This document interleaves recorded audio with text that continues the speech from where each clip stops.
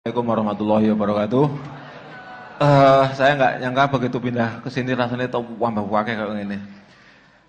Teman-teman, Cak Nun sudah bersama kita. Beliau tidak akan memberikan pengantar lagi karena yang tadi disampaikan sudah banyak dan lebar dan dalam sekali.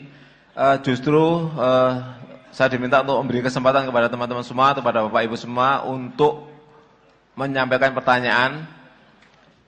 Syaratnya adalah pertanyaan yang benar-benar mencemaskan buat Anda semua. Bisa terkait tentang tema, bisa terkait dengan apa-apa yang disampaikan tadi, baik disampaikan oleh Kiai Muzamil maupun Sabrang dan teman-teman yang lain. Kami buka kesempatan untuk 9 penanya. Yang paling membuat Anda cemas apa? Yang tadi tanya boleh tanya lagi. Yang tadi sudah ditanyakan barangkali kurang memuaskan jawabannya, bisa ditanyakan lagi.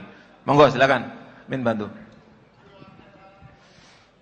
Monggo, dulur-dulur bisa mengacungkan, Mas langsung maju urut langsung ke situ. Oke, ayo. 1, 2, 3. Yang di luar sana kalau memang ada yang perlu bertanya ya, bisa. Ya Mas, maju Mas. Sing cedek jalan raya atau yang di pos Satpol PP enggak masalah, maju.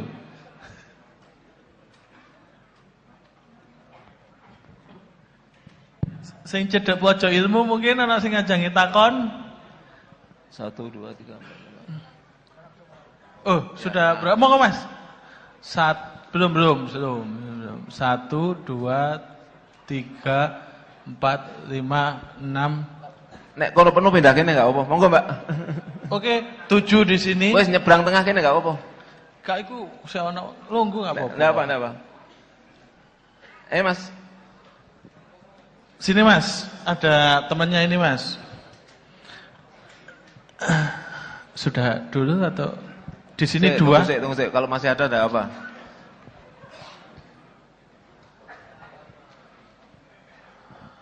Oke ya, monggo Mas, diawali. Assalamualaikum warahmatullahi wabarakatuh.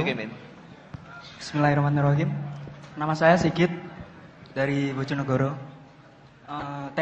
Menyangkut tema sekarang adalah hilangnya personalitas dan gagap identitas.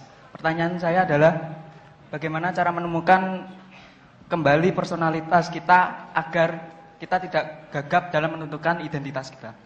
Terima kasih.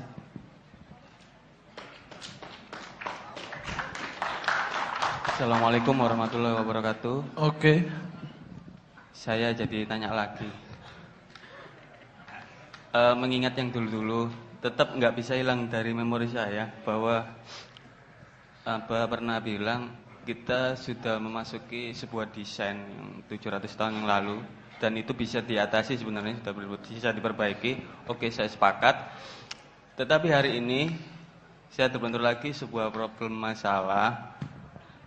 Sebuah pola pikir yang kalau dicontohkan Mas Sabrang tadi, seekor gajah. Saya sepakat bahwa gajah itu kalau diikat sejak kecil, walaupun dia nanti sudah perkasa, besar, dia tidak bisa lepas dari ikatannya.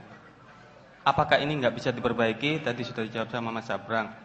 Yang ingin saya sampaikan kepada yang terhormat Cak Nun, MH Ainun Najib,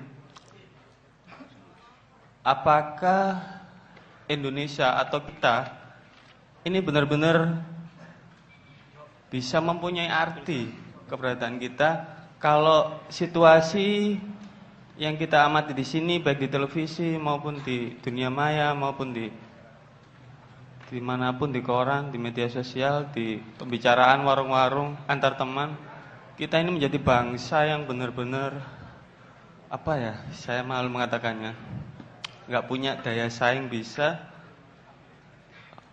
nggak punya andil apa-apa, nggak bisa berjuang apa-apa, menghadapi asap nggak bisa. Untuk jawaban yang akan saya dengar nanti, semoga bisa diterima juga oleh rekan-rekan semuanya. Saya berharap terus kepada Mak Iya ini, semoga ada sebuah pencerahan yang benar-benar didambakan bersama, baik yang membenci Ma'iyah maupun yang sepaham dengan Ma'iyah. Terima kasih. Saya Khairul Sianto. Oke, selanjutnya. Assalamualaikum warahmatullahi wabarakatuh. Saya Seno dari Surabaya. Sebenarnya cukup simpel, dari bahasan-bahasan sebelumnya pernah kita ikuti. Mas ini juga bilang ada grand. Dan yang paling saya resah adalah ke depan kita akan dihadapkan dengan sesuatu yang lebih baru, yakni pemimpin-pemimpin yang secara langsung akan bertatap muka dengan kita. Dan yang memang dulu tidak ada, dulu itu ada ya langsung jadi. Dan nanti ke depan kita akan melihat banyak pemimpin-pemimpin yang langsung akan berhadapan dengan kita. Dalam artian kita dipersiapkan di pemilu yang akan mencoblos seseorang, mungkin itu kenal dengan kita, mungkin itu juga enggak. Dan ini gimana kita ke depannya nanti? Karena kita mungkin enggak akan tahu orang ini seperti apa.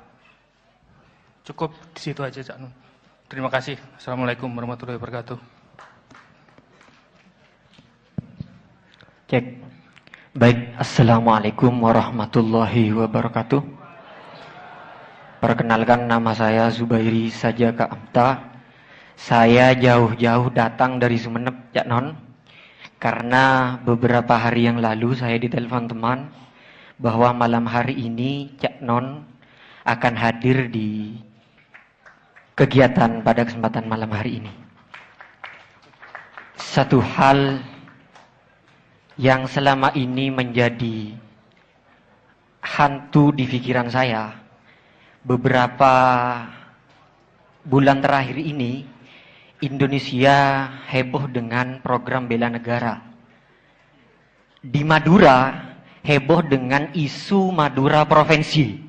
Karena selama ini Madura ternyata sebagai penyuplai dari sektor migas terbesar ternyata hanya mendapatkan sekian persen, dan itu tidak cukup untuk masyarakat Madura dibilang sejahtera.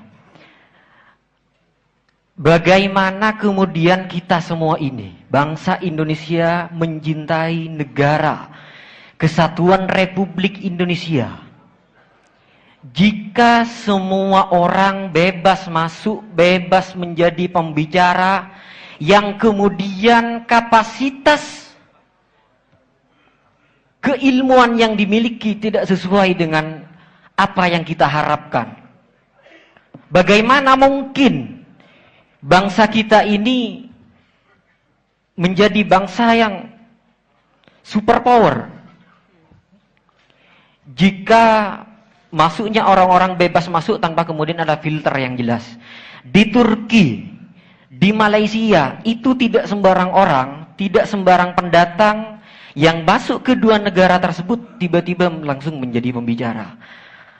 Saya merasa sakit hati jika kemudian seperti pembicara satu orang barusan, bule dari Amerika katanya, yang 10 tahun ada di Indonesia, ternyata beliau itu tidak fasih berbahasa Indonesia. Bagaimana mungkin ini merupakan sebuah penjajahan? Seperti yang disampaikan barusan, tak satupun negara di dunia ini yang berani menjajah kita. Tak satupun bangsa superpower di dunia ini yang berani menjajah kita. Tetapi kemudian 10 tahun, bayangkan saudara-saudara, 10 tahun hidup di Indonesia, ternyata dia tidak tahu bahasa Indonesia. Apakah ini tidak merupakan sebuah penjajahan dan pengkerdilan masa depan anak bangsa kita? Begitu kira-kira. Mohon ditanggapi. Oke, Cak Non. terima kasih. Selanjutnya. Assalamualaikum warahmatullahi wabarakatuh. Nama saya Ahmad Faik Alaswiani. Saya dari Waru. Yang saya resahkan dari pikiran-pikiran saya adalah bagaimana pola pikir ini berubah, berawal dari orang tua. Kalau saya pikir, yang mereka tanamkan, yang kita dapat itu awalnya dari orang tua. Sedangkan pola pikir terbentuk dari anak kecil. Dari kita kecil itu kan pasti memori kita sampai tua akan mengingatnya. Dan pola pikir orang tua sudah berubah. Pandangan mereka, coba lihat nak Amerika, coba lihat Inggris. Mereka itu begitu kuat, begitu maju. Sedangkan kita nggak bisa berpikir bebas dari kecil. Jadi kita masih terbayang-bayang pikiran orang tua semacam itu. Bagaimana cara merubah pola pikir orang tua agar anak ini nggak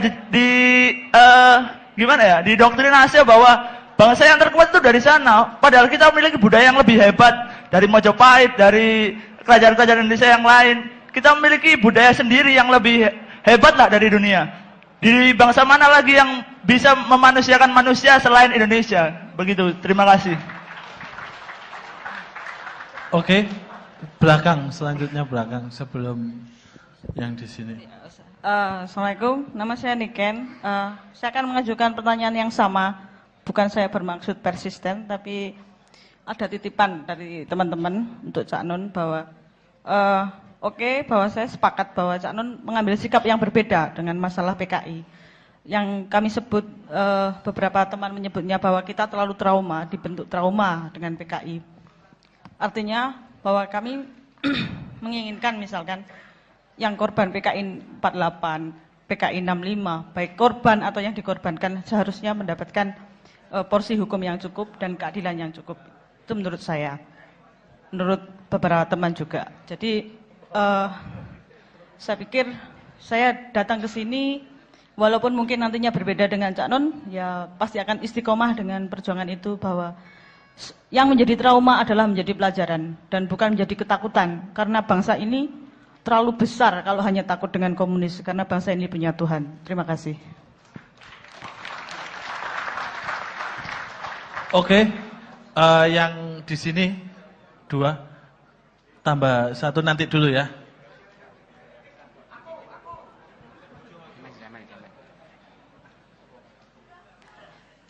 Assalamualaikum warahmatullahi wabarakatuh. Nama saya Dery dari Sidoarjo. 2 pertanyaan.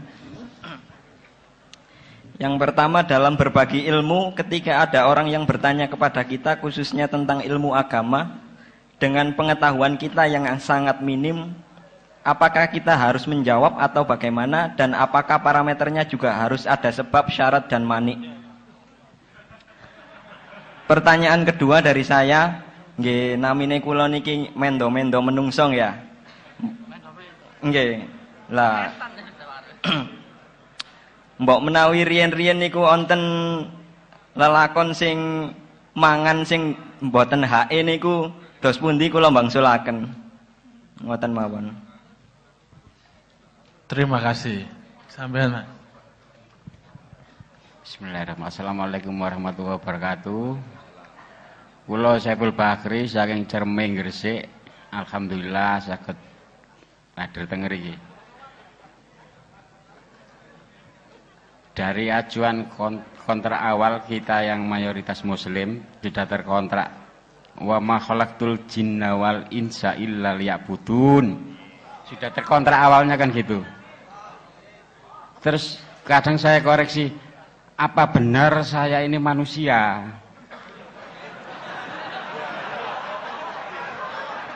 Apa benar saya manusia? Mungkin bisa gegeran. Apa benar kita manusia? Syaratnya manusia nih ajuan dari statement Cak Nun. Syaratnya 1, tahu diri dan punya malu. Itu gak semudah. Ngakunya manusia mungkin bertengkar. Padahal syaratnya sangat sulit. Tahu diri dan punya malu. Terus mayoritas kita itu ngeklaim diri manusia, belum tentu.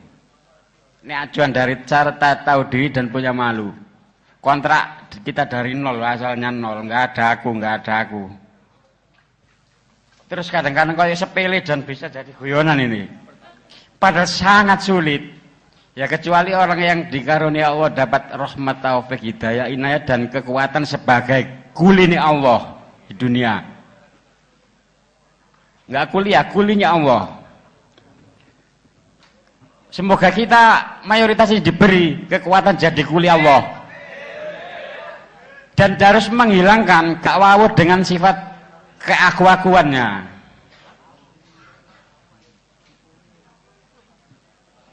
Semoga mendapat pencerahan dari Cak Nun yang lebih detail lagi. Saya serahkan kepada ahlinya.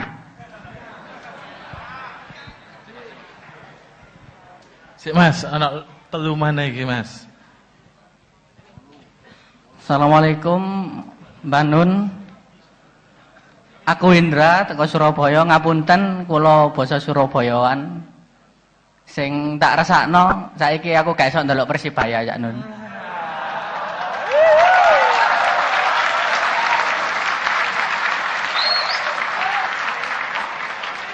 Aku asli arek Surabaya, lak disingkat ASU.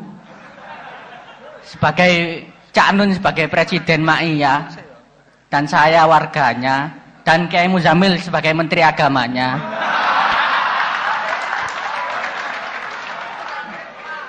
Saya mau tanya, mungkin Cak Nun juga tahu kabar Persibaya akhir-akhir ini. Persibaya mbuh ya apa ceritane Cak Nun? Kok pemain iki gak ono kabeh, ono sing pindah nang Makassar, disewa pemain liya. Ilang sak kabeh-kabeh, ono sing Gojek. Ono sing dodol akik. Dadi bingung Cak Nun. Mosok kota-kota liyane niki Gresik enten, Malang enten, Jombang enten, Surabaya nandi bal-balane.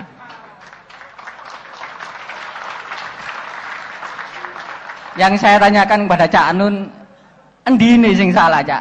Sapa sing salah? Bonek iku wis mati-matian, Cak. Nyawa lho dikekno nang Persibaya.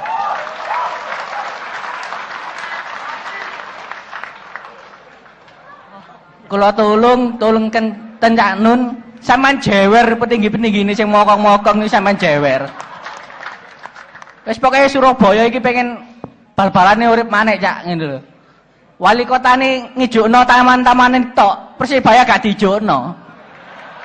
Lah padha ae. Pun, matur suwun. Assalamualaikum. Oke, waalaikumsalam. Loro mana sih, Mas? Assalamualaikum warahmatullahi wabarakatuh. Nggih. Saya nanggapi Kiai Oke tadi. Saya Eris dari Surabaya. Dari penyampaian investasi dan investor tadi, saya kok langsung punya gambaran selama ini yang diramaikan benawat dewi kabeh poso, kabeh opo pahalai. Nah, itu apakah kalau mindset tadi jenengan bilang investasi dan investor, saya kok menemukan wong-wong iki ilang rasa ikhlas ya apa atau diinvestasikan ibadah kita kepada Gusti Allah itu. Nah, apakah muncul perekonomian itu sudah memasuki ke nilai ibadah kita dan lain-lainnya seperti itu. Itu tadi pemikiran saya, monggo kalau kurang gimana nanti bisa dibenarkan. Terima kasih. Assalamualaikum. Terima kasih. Satu yang sisi sana terakhir. Bismillahirrahmanirrahim. Assalamualaikum warahmatullahi wabarakatuh. Yang pertama tentang trauma Kabatis ini, saya tertarik dengan pernyataan Bung Karno bahwa kita ini sebenarnya bukan bodoh tapi dibodohkan, dan kita ini bukan miskin tapi dimiskinkan oleh sebuah sistem. Nah, yang saya tanyakan yang pertama, bagaimana cara melawan trauma Kabatis yang disebabkan oleh mental yang ditekan oleh suatu sistem yang menyebabkan pola pikir kita ini istilahnya layu sebelum berkembang. Terus untuk pertanyaan keduanya tentang pernyataan dosen yang pertama sebagai kehormatan dan yang kedua sebagai tanggung jawab. Nah, ini kan berlaku untuk semua profesi. Cuma intinya saja begitu. Untuk pertanyaannya, bagaimana cara membentengi pola pikir yang terbiasa terkotak-kotak untuk sesuatu yang baru tanpa menimbulkan penyimpangan atau pergesekan? Karena kita terbiasa dengan hal seperti itu. Terima kasih. Wassalamualaikum warahmatullahi wabarakatuh. Waalaikumsalam warahmatullahi wabarakatuh. Suka menemani saya sama Mas Jamal di sini. Rotok maju jadi suasana ini berbeda. Ini Mas Suko nanti kalau butuh fikih baru ke belakang.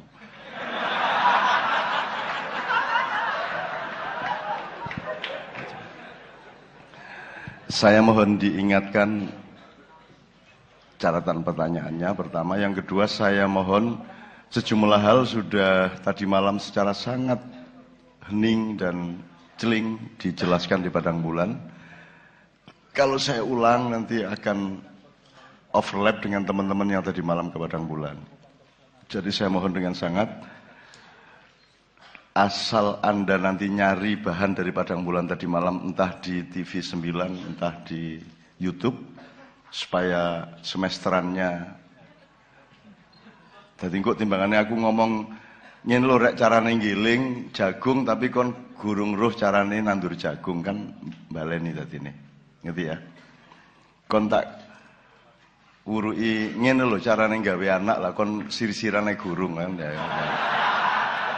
Ya apa, jadi kan harus ada tahap-tahap ya. Jadi saya mohon sebelum saya menjawab ini, saya memohon Anda mengetahui bahwa sejumlah hal harus Anda cari melalui berbagai channel entah apapun yang merupakan bahan dari Padang Bulan tadi malam. Yang ketiga, di antara semua pertanyaan teman-teman tadi, anak-anak saya semua tadi, itu ada dua yang harus saya jawab lebih dulu secara khusus. Yang pertama mengenai teman saya dari Sumeneb ya, yang sangat marah dan sangat tersinggung kepada Pak Not Sofik ya, karena ilmunya menurut dia belum memadai. Nomor dua, sudah 10 tahun lebih di sini kok belum bisa berbahasa Indonesia. Oke. Saya minta tolong dulu kepada Mas Jamal menceritakan tentang bagaimana orang-orang Madura di Amerika. Gitu. Mungkin tadi sudah, tapi saya mohon diulang.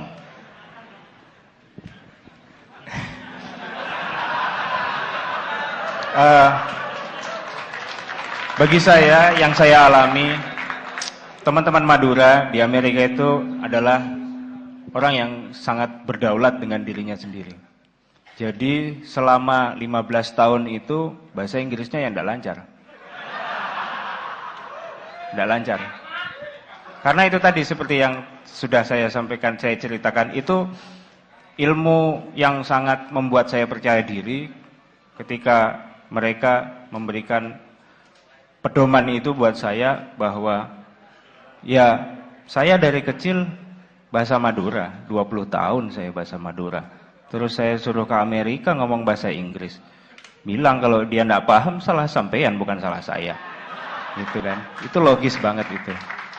Karena ya kalau saya dari kecil ngomong bahasa Inggris, kemudian saya ngomong bahasa Inggris ke orang bule mereka tidak paham, ya itu salah saya. Loh, saya 20 tahun tidak pernah bahasa Inggris, mereka harus paham. Gitu. Ya mereka yang harus paham bahasa Inggris saya. Nah itu yang dipegang teman-teman Madura. Jadi 15 tahun itu bahasa Inggrisnya ya enggak luwes dan enggak semaunya gitu. Gitu. Oke, jadi teman-teman Madura, saya juga ketemu teman-teman Madura di sejumlah tempat di Amerika dan mereka rata-rata tidak lancar berbahasa Inggris dan saya tidak menuduh mereka menjajah Amerika. Okay.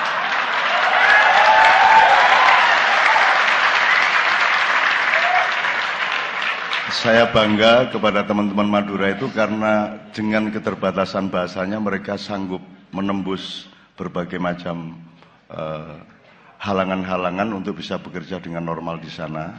Ya. Padahal di satu kota saja yang namanya Philadelphia itu orang Indonesia di sana tidak sekitar 5.000 yang ilegal. Ilegal itu dia di sana gelap, dia tidak punya enggak punya paspor, bukan penduduk resmi dan seterusnya, bekerja di sana. Sehingga Amerika begitu longgarnya sebenarnya. Saya bukan berarti pendukung Amerika, ya. Pak Not Sofik tadi kesini itu kenapa dia hidup di Indonesia? Kan dia tidak setuju kepada Washington, dia tidak setuju kepada polisi-polisi Amerika, maka dia tidak mau hidup di Amerika, gitu ya.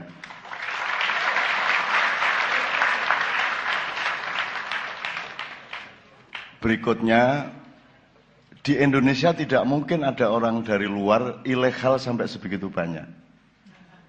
Apalagi satu kota sampai sekitar 5.000. Jadi ketahuilah bahwa bangsamu itu lebih kurang ajar daripada bangsa-bangsa lain. Ya, oke.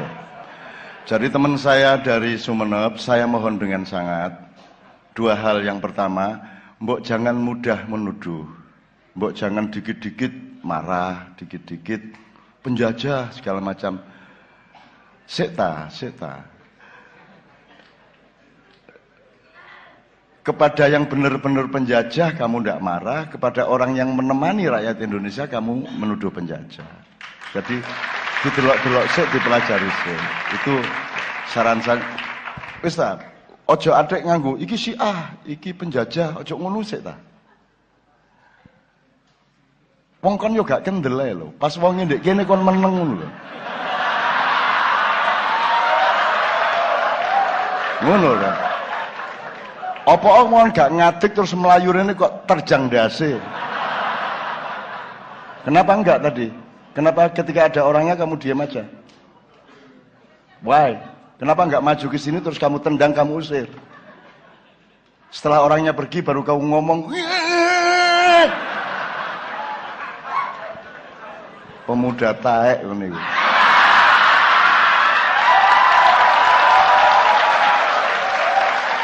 Ini ya, Amerika itu enggak satu, ada Amerika Demokrat, ada Amerika Republik, ada pemerintah Amerika, ada rakyat Amerika.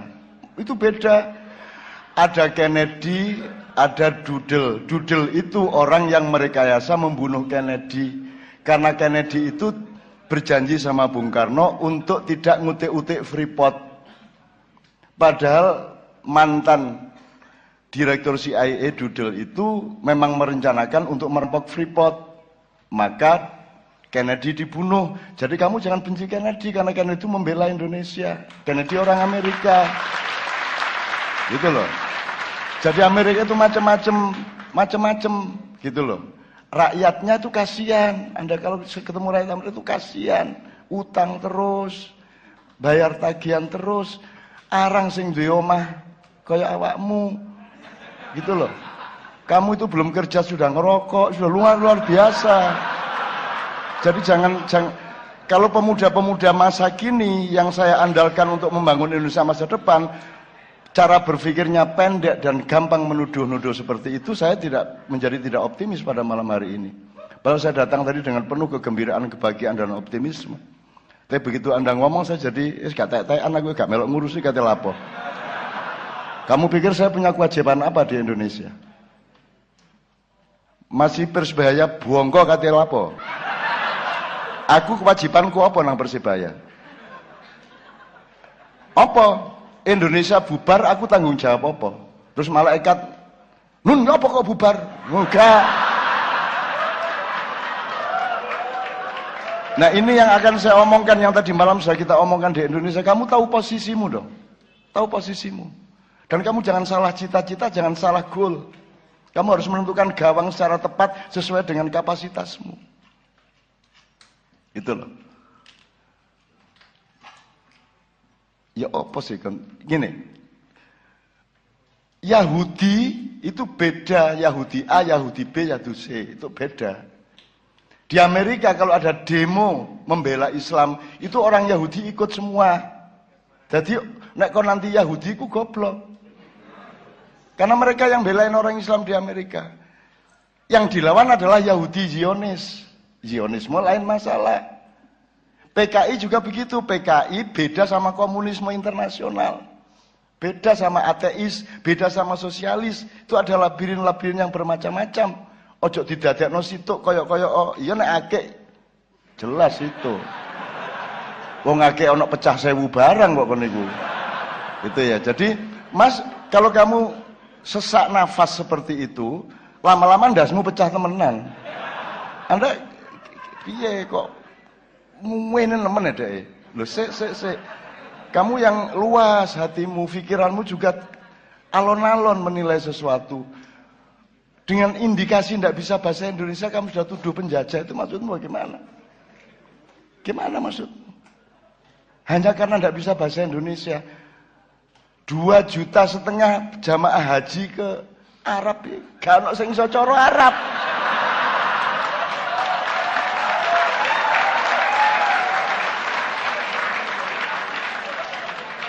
Saya bukan gimana sih ya? Kalau Anda berpikirnya sempit seperti itu kan susah dong. Tuh. Dan yang paling saya sesalkan adalah ketika ada orangnya Anda diem aja. Duduk Madura ngono iku rek. Nek Madura langsung jupuk celurit. Penjajah, keluar dari sini. Ngono kudune. Penjajah wis mulai kayak kon. Penjajah lah wis mulai.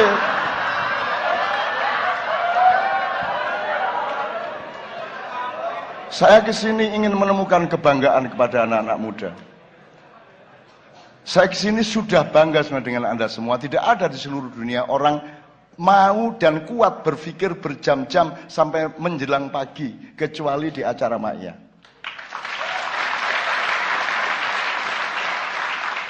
Tapi kenapa? Karena mereka berpikirnya luas, berpikirnya pelan, jernih, ya, menata hati, menjernihkan pikiran, alon-alon sekta, ditolak ita. Dan jangan salah cita-cita. Koyok kon iku wani temen ngelawan penjajah.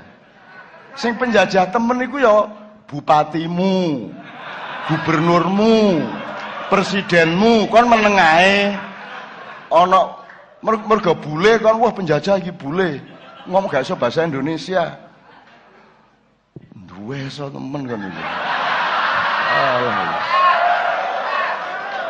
Saya sudah bangga sama Anda menjadi agak cacat sedikit. Gitu loh deh ya. Oke, itu yang soal. Kalau secara akademis gini, itu tak baleni sidik. Makanya jangan ngomong Amerika itu banyak macam-macam segmennya. Ada yang pro Anda, ada yang anti Anda. Si A juga begitu. Ono si A sing elek, ono si A sing apik.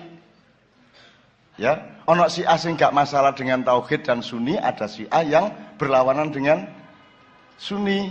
Sunni yang ngono sing nang doli yo akeh.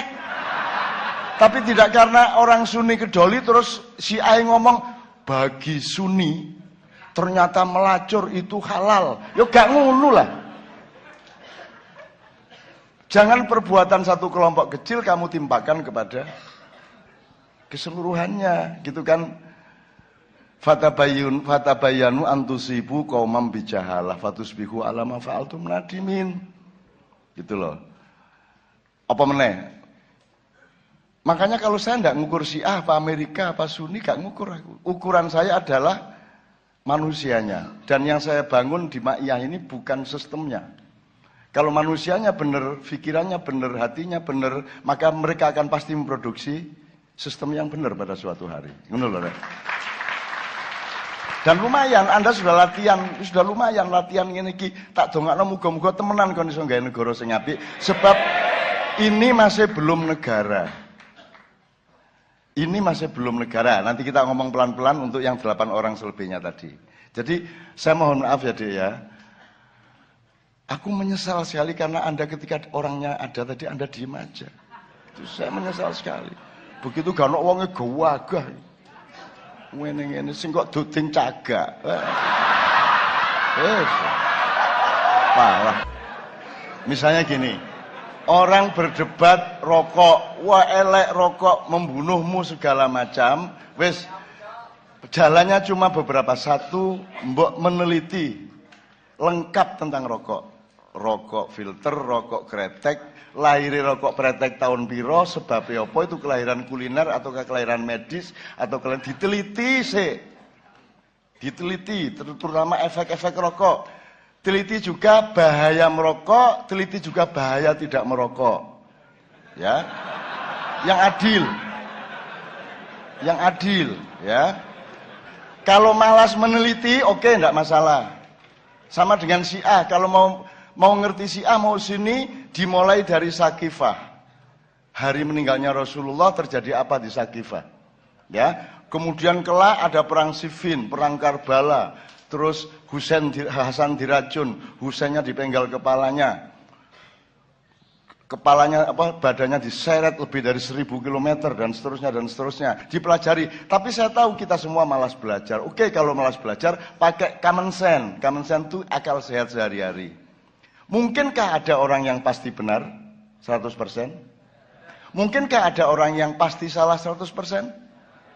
Tidak ada. Kecuali Allah, malaikat dan Rasulullah, semua yang lain itu ono salahe, ono bendere. Kan begitu.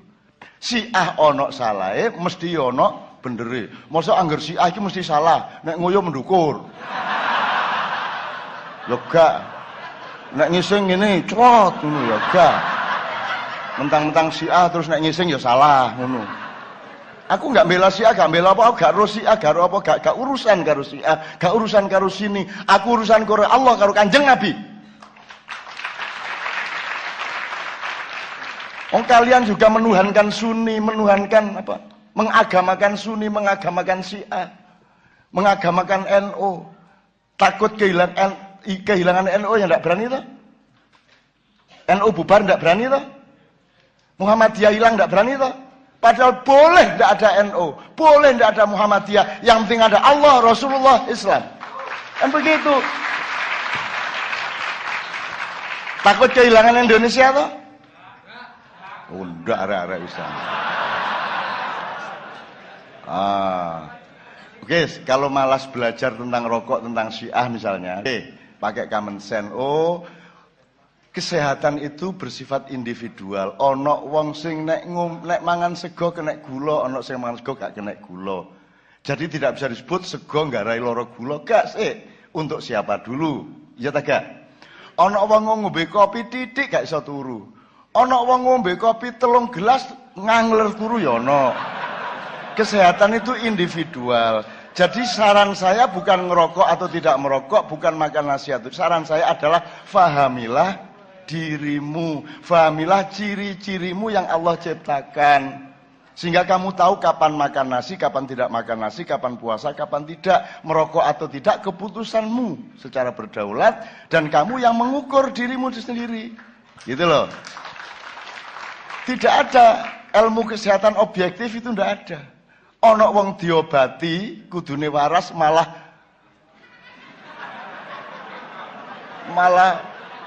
gak karu-karuan karena dia tidak tahan sama tetra misalnya.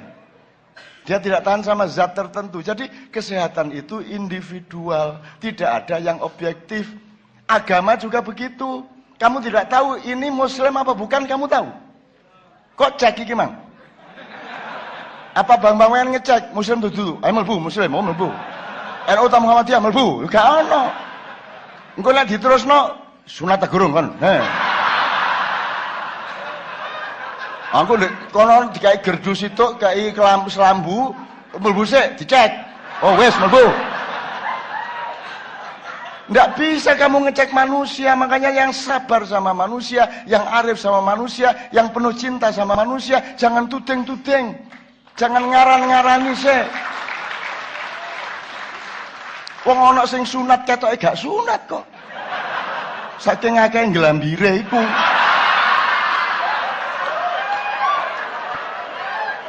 Ana sing gak sunat malah ketok sunat ya ana macem-macem. Wong susu macem-macem kok. Ana sing ngene, ana sing ngene, ana sing ngene. Kok kamu berpikirnya lurus seperti itu? Ndak, di Ma'iyah ndak ada orang berpikir lurus kecuali sepak bola. Sepak bola pun ndak lurus. Mosok sepak bola pokoknya ndrucur nang gol kono ya gak ya dienggokno, dimberekno. Lah ngono sih. Diunggahno, diteleserno, kadang-kadang mundur, kadang-kadang ngiwak. Bal-balane gak ono linier kok. Nek nang bojo kudu linier. Gak kok terus kok enggokno lah kene ya gak ono, ya kudu jelek ngono.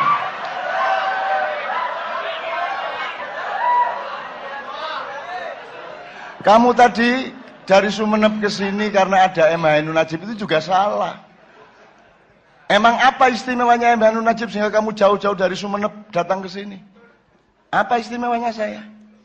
Kamu juga terkontaminasi. Kamu menyangka saya adalah MH Ainun Najib. Duduk aku. MH Ainun Najib hanya salah satu samaran saya. Hanya salah satu peran saya. Ngono loh. Semua orang menyangka aku adalah Mbah Nun. Padahal aku Cak Nun. Loh. Hidup itu sangat luas, ya. Sangat luas. Dan syukurilah keluasan hidup itu dan gembiralah dengan semua itu. Oh, kamu tadi ngomongnya koyok uang di rumah sakit jiwa. Ini. Waduh sedih, aku arek 6 kok sudah sesak dada. Oke, terakhir. Sebelum saya menjawab keseluruhan ya, terakhir. Untuk Mas yang dari Sumeneb. Jangan cek mulai kok loro gulu dek ingin nanya. Oke, terakhir. Dah, kamu mempelajari rokok males, mencari hasil penelitian rokok males, mempelajari Syiah males, Sunni males, mempelajari Quran ya ndak sampai-sampai, ya males juga. Udahlah kalau kamu nggak belajar pakai common sense tadi kan. Udah, kalau common sense juga nggak pakai, gini aja. Kalau kamu ingin Syiah itu betul-betul tidak ada, satu, kamu demo ke Kedutaan Arab Saudi di Jakarta. Jangan pulang sebelum dikabulkan. Bahwa mulai tahun depan Arab Saudi melarang semua orang Syiah untuk umroh dan naik haji. Lho ngono to, nek ancane nek kacan jare Syiah dudu Islam. Ya wis larang dong naik haji. Naik haji kan harus orang Islam. Iya ta? Dilarang, nek ancane iya dilarang. Dan di Indonesia itu presiden bikin Kepres atau DPR bikin undang-undang. Syiah dilarang di Indonesia. Ngono. Utawa pernyataan sikap Presiden mahasiswa seluruh Indonesia menyatakan bahwa Syiah tidak boleh hidup di Indonesia. Sing tegas. Ya apa kon niku? Sinau gak gelem.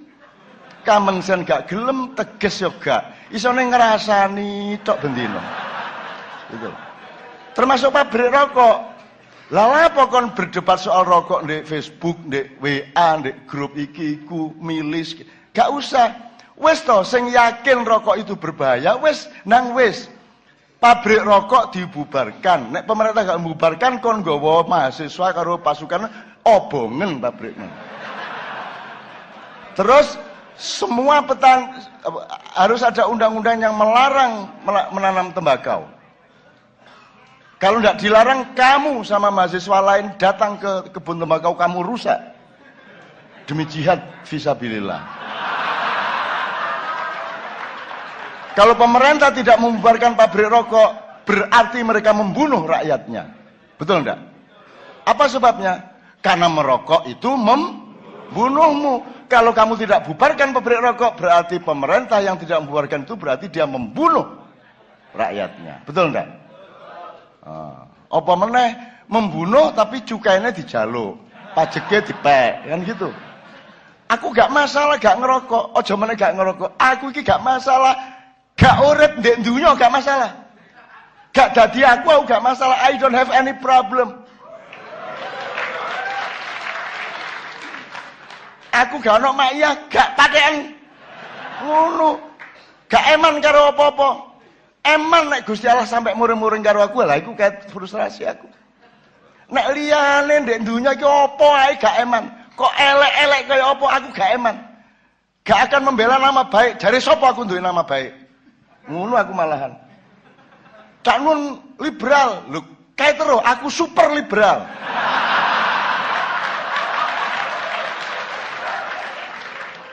Cak Nun Syiah, lho gak Syiah tok, si B, si C, si D, kabeh. Ayo wis. Mau difitnah iku angel. Cak Nun apa meneh? Kafir. Goblok kon. Kae terus saiki kon ya. Wis ket biyen aku kafir. Nek gak percaya takon Gusti Allah dhewe.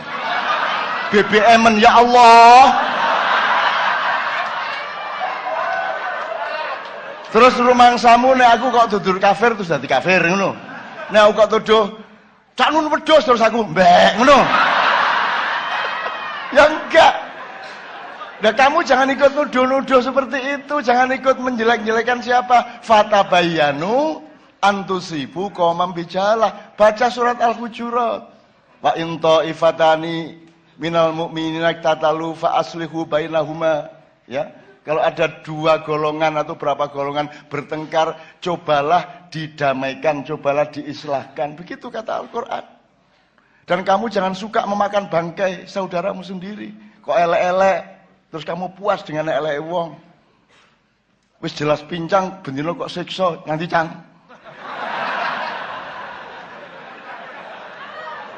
Gitu loh, Dek. Jadi mohon maaf ya, Dek, ya gitu ya. Jadi pilih yang jelas, tindakan tuh pilih yang jelas. Saya ingin mengatakan nanti, mudah-mudahan ada waktunya, kenapa Ma'iyah juga memilih sikap yang jelas, memilih apa adanya yang kita bisa, yang kita tidak bisa ya kita tidak lakukan, berarti bukan kewajiban kita kalau kita tidak bisa. Gitu loh. Oke, itu soal Anda ya. Nanti mudah-mudahan bersambung dengan keseluruhan jawaban saya. Terus Mbak yang PKI ya, saya mengerti perasaan Anda. Saya juga tidak ada masalah. Aku gak ada masalah KTP PKI, aku yo gak ero. Aku yo gak ero PKI gak ero aku. Kon iku ngaku PKI gurung karuan PKI, kon ngaku muslim anggitmu muslim temen ta gak ero sing ero Gusti Allah. Wong PKI ku ndek desa terus yo gak ngerti PKI ku apa meneh BTI pemuda arek gak ero arek-arek iku yo kan. Yo melok dadi korban. Cuman aku takon mbok disinaoni sejarahe padha. Disinaoni sejarah. Misalnya 48 sing gara sing mateni dhisik sapa? Yang bunuh dulu itu siapa? 65 yang bunuh duluan siapa? Sekarang kalau enggak percaya, dah Persebaya 46, ya. Bro? 37 27 Oke. 27 ya. Persebaya 27. Saya itu suka sekali menguji orang dengan pura-pura keliru.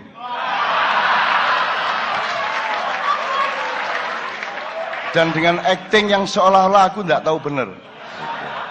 Akhirnya kan muring-muring, berarti arekku setia karo Persebaya. Kan ngono cerita. Jadi Persebaya 27 lawannya apa? Sijine meneh apa? Oke. Utawa ngene wis dua kampung, aku sebutan dua kampung bersebelahan, ndek kene. Peneleh karo ndi wis? Undaan. Ana wong undaan dipateni. Situk. Muring-muring wong sak undaan dipateni karo wong peneleh. Terus wong undaan bareng-bareng bales nyerbu sing undaan nang matek situk. Ketika nyerbu matek meneh telu dadi papat, tapi sing wong peneleh matek 30. Secara hukum sing salah sapa? Semua salah. Tapi secara moral siapa yang salah? Jadi tolong didelok sapa sing ngaiti biyen. Kalau Anda sudah satu orang dibunuh, kita semua berpikir, semua golongan yang sama berpikir, iki nek aku gak mateni aku dipateni. Ngono lho Dek carane, Dek. Jadi saya nggak membela siapa-siapa, tapi tolong dipelajari. Sebab saya hidup di masa itu. Dan saya membawa pedang tiap malam. Karena ayah saya juga mau dibunuh, dan saya apalagi. Kan saya M. Harun Najib. Tapi waktu itu ya gurung, Rek. Ngono percaya kan itu. Waktu itu jenengku Cek Muhammad Ainun Najib. Cuman supaya orang supaya nggak ketok nek Islam nemen gitu, tak samarkan menjadi MH gitu. Saiki mulai aku sing sial dhewe dadi selamat datang Kiai Haji MH Ainun Najib gak cocok. Nek Kiai Haji Muhammad Ainun Najib ngono to. Jadi saiki wis gak iso tak rubah wis kadung. Wis gak masalah. Jadi oke Mas, saya setuju. Apakah selama ini turunan PKI dibunuhin? Enggak tahu? Diterima nggak sebagai bangsa Indonesia? Diterima, bisa kerja. Bahkan bisa menjadi staf presiden loh. Bisa loh menjadi staf presiden loh. Tingkatnya tinggi loh di bawah presiden loh. Bisa kok, nggak ada masalah kok. Nah sekarang kalau kamu menuntut ganti rugi kepada korban PKI, terus yang orang Islam korban nuntut nggak? Yang masa, nggak habis-habis seperti Sunda dan Jawa. Wong Sunda cek muring-muring sampai saiki dulur-dulur iku. Gak ono jalan Gajah Mada di Bandung. Gak ono jalan Mojopahit di Tasikmalaya, gak ono. Padahal wis tak kandhani ket biyen. Saya sudah ke Tasikmalaya, sudah ke Bandung, saya kumpulin teman-teman dulu waktu Gajah Mada itu. Nyegat pasukan Siliwangi, gak SMS aku sik. Upama SMS kan tak kandhani empun ta Yai Gajah Mada ngono. Lah gak SMS aku gak ero kecolongan aku. Wis akhire kebacut akhire. Terus dendam sampai sekian abad. Nah, aku menyarankan cara wong desa wis lah rek, nek diterus-terusno wis kaya Ambon iku nek diterusno ya gak entek-entek. Mbok wis ayo kanca-kanca si ae mbok wis to. Lapo sih karek dendam karo Umar, Abu Bakar, karo Utsman, karo Hafsah, karo Aisyah lapo. Mbok wis di sepuro kan lebih mulia Anda memaafkan. Kenapa sakit hati sampai hari ini? Apa sih wong Abu Bakar yo akeh apike kok. Abu Bakar yo apik kok. Yo ana salahe mesti wong menungso. Ali yo ana salahe, Mas yo Ali ku yo top, tapi yo akeh salahe. Jenenge menungso. Mbok sudah maafkan kenapa sih? Mosok jadi digogo sampai saiki dendam. Aku tidak tega. Dipenggal kepalanya. Iya. Ancane iya. Tapi aja diterus-terus nopo sampai 10 abad dendam ya mbok aja ngono po. Dan enggak usah meneraka-nerakakan orang yang kamu dendami toh. Itu ya. Nah, termasuk PKI, kalau Anda kalau bermaaf-maafan kan bagus. Tapi jangan nuntut minta maaf gitu loh. Wong kita juga, yang lain juga ndak nuntut Anda minta maaf kok. Nek bermaaf-maafan, aku dengan senang hati. Sopo ae wong aku dipateni wong tak sepuro, langsung tak sepuro. Bahwa aku gak mati salah dhewe oleh mateni kurang canggih. Tapi saya dibunuh beneran dan saya sakit beneran dan menurut kedokteran saya tinggal 3,5 bulan umur saya. Karena terbakar seluruh dari leher saya sampai perut. Terus gak iso mangan, artinya tidak bisa apa-apa. Gitu loh. Dan saya berbahagia sih karena saya tahu siapa yang membuat, berapa orang yang membuat saya seperti itu. Dan ketika saya tahu itu sedikit pun saya tidak marah, sedikit pun saya tidak dendam. Dan sampai hari ini saya guyoni, saya sayangi, tidak ada masalah. Jadi tidak usah nunggu 10 tahun. Sebelum engkau melakukan kesalahan kepadaku, aku sudah memaafkanmu. Jadi mulai hari ini rencanakan kesalahan-kesalahanmu kepadaku. Ya Mas juga ya, gitu ya. Ya Mbak. Oke, saya sangat paham teman-teman PKI, saya sangat paham. Tapi kalau bisa duduk bersama. Terus maaf-maafan. Upamanya pun salah satu seharusnya minta maaf, yang satunya juga seharusnya maafkan. Kalau Anda ngalah itu kan tetap lebih bagus. Nah sekarang kedua-duanya ngalah Pak. Kedua-duanya ngalah Pak. Gitu loh. Jadi karena tidak ada metode budaya, tidak ada metode cinta, maka akhirnya bertengkar seperti ini dan pemerintah kita tidak memberesi masalah itu sama sekali karena tidak ada kepemimpinan di Indonesia. Gitu loh, enggak ada, karena negara ini sebenarnya juga bukan negara. Sekarang tak ceritain dikit ya. Tak ceritain dikit. Gini aja ada, semua pertanyaan yang lain tadi terkandung dalam jawaban saya ini. Gini, hafal Pancasila enggak? Gini, Anda tahu cara berpikir ke depan, cara berpikir ke belakang, cara berpikir melebar, kiri kanan. Misalnya gini, kemarin saya workshop di Jombang dengan anak SMK itu saya ajari berpikir beberapa metode. Satu misalnya, nek ngomong pohon, terus daun, itu berarti ke dalam apa keluar, apa ke kiri, apa ke kanan, apa ke depan, apa ke belakang. Gini, nek pohon terus kursi, itu ke depan. Pohon, akar, dan tanah berarti ke belakang. Tapi nek pohon, buah. Ya, pokoknya ngerti ya. Mana ke kiri, ke kanan, mana melebar, mana lurus gitu ya. Oke, sekarang saya tanya. Pancasila 5. Itu urut tak jejer. Nah, wis gak ngel-ngel. Urut tak jejer. Urut ya. Berarti 1, 2, 3, 4, 5. Yang input yang awal apa yang belakang? Awal input berarti akhirnya output. Oke, sekarang Pancasila outputnya apa? Keadilan sosial bagi seluruh Indonesia. Jadi ini goalnya, produknya, kun fayakunnya adalah keadilan sosial bagi seluruh rakyat Indonesia. Sekarang saya tanya, sudah goal belum?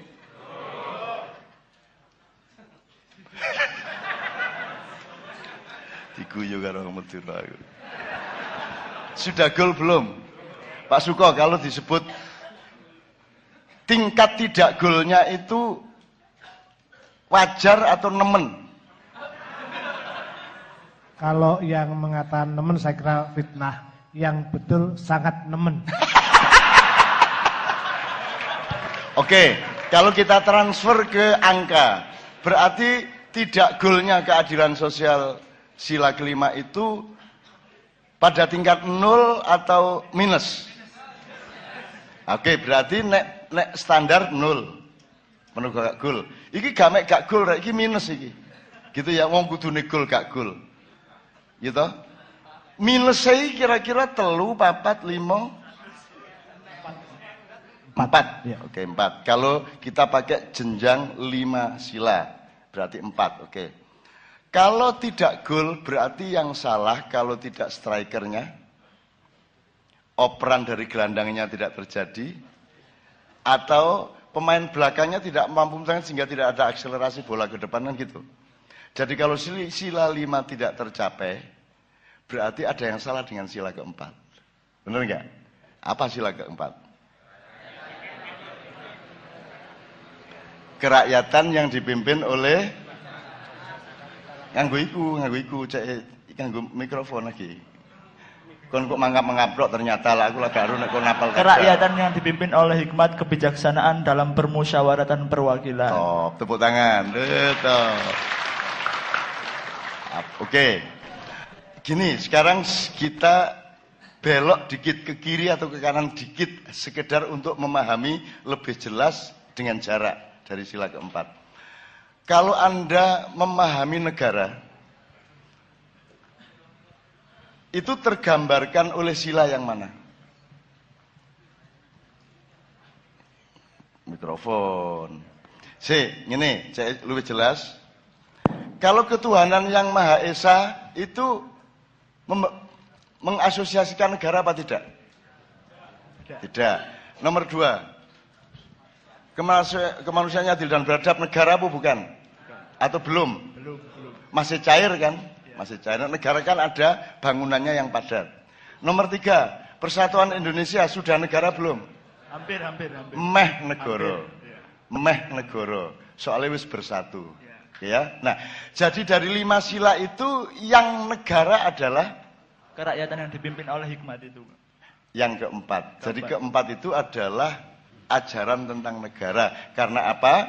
Karena ada rakyat, ada permusyawaratan, ada perwakilan. Nanti detailnya baru kalau permusyawaratan itu adalah negara, kalau perwakilan itu pemerintahan.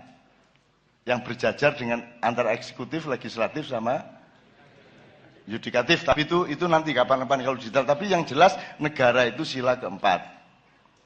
Nah, sila keempat ini sudah jelas tidak bisa menghasilkan Pancasila kelima. Sila kelima. Ya. Nah, ini negaranya yang nggak benar atau sila ketiganya yang belum beres? Karena negara hanya sila keempat ini mergo urut loh ya, urut loh ya. Sila keempat ini baru bisa dibangun kalau sila ketiga beres. Apa sila ketiga? Persatuan. Aku sak takon, delok niki. Ono tagak persatuan. Dereng wonten. Dereng wonten. Lah kok nggak negara? Lo kan syarat terakhir ada 3 syarat toh. Sila pertama, sila kedua, sila ketiga. Nah, iki dipenuhi baru nggak negara. Kan gitu. Dulu sudah sedikit agak tergambar persatuan yaitu 28 Oktober itu dengan Sumpah Pemuda itu sudah agak menggambarkan, tapi ternyata belum substansial bener. Arek-arek yang ngeluh karo Sumpah Pemuda berbahasa satu bahasa Indonesia ngeluh terus ya apa carane bal-balan. Cepat dioper ke sini. Gak enak rek. Terus marunu arek-arek karo bonek oleh ndelok. Bagaimana engkau? Ngopernya kok tidak tepat ya gak enak bonek. Cok kurang pas sih gue. Ya tak? Tapi melanggar Sumpah Pemuda kon, ya. Ya tak gak? Mosok bonek kanggo bahasa Indonesia yang baik dan benar. Ini gak cocok belas. Kon pas ngerusak warung. Ono situk loro ya. Koncone akeh.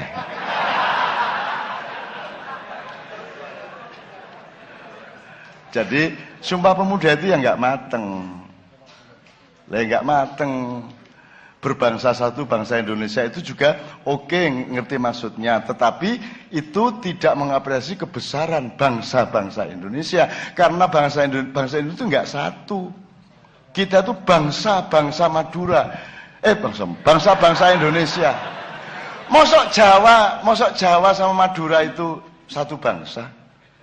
Kan Jawa itu bangsa, Madura itu bangsa. Wah jelas bedanya itu, jelas banget. Wah sekarang yang namanya Benelux ya, Benelux itu mana? Belanda, Luxembourg sama Belgia. Itu bahasanya sama, orangnya sama, itu disebut tiga bangsa. Mosok Jawa karo Madura itu sak bangsa. Gurung meneh Lombok, Bali, ya, Bugis, itu adalah bangsa-bangsa. Jadi yang tepat itu adalah United Nation of Indonesia. Persatuan, persemakmuran bangsa-bangsa Indonesia. Antara bangsa Madura, Madura itu siji-siji kok. Ono Madura Bangkalan, ono Madura Sumenep ya toh. Nek di Bangkalan itu kerasnya gak karu-karuan, nek Sumenep halusnya gak karu-karuan. Sumenep itu sampai Bupati Sumenep itu zaman biyen gak saiki. Iku nek ditelepon Raja Solo iku sujud, padahal ditelepon lho. Ono kring, siapa nih? Ngarso dalem Jogja. Oh iya. Padahal di telepon lho wis sujud. Iku Sumenep. Hormat saking takzimnya. Gitu. Nek Bangkalan gak gelem, Bangkalan semakin aneh toh. Mestinya semakin dekat Jawa semakin halus. Ini enggak, semakin jauh dari Jawa semakin halus. Ini kan pembalikan logika sosiologi. Kan mestinya yang halus Bangkalan, agak sedikit kasar Sampang, baru Pamekasan, baru yang paling kasar Sumenep. Seharusnya gitu enggak, ini terbalik. Coba, kalau enggak bangsa yang unik, kan gitu. Jadi makanya Madura itu sebuah bangsa tersendiri. Udah, enggak bisa sudah di Amerika gak bisa hilang Madura nih kok. Gak iso, bahasa Inggrisnya bahasa Inggris Madura kok. Aku gak iso nirokno aku, tapi pokoknya ngono iku lah. Ya, oke, kita teruskan Pancasila. Berarti sekarang persatuan Indonesia dibanding 45 turun atau naik atau pancet? Turun. Mudune nemen ta gak? Oke. Ya apa gak nemen? Wong saiki iki cacat-cacatan, tuding-tudingan. NU gak bersatu coba. Lak wis ah. NU lho, durung Indonesia iki. NU lho gak bersatu. Ya Pak Muzamil ya.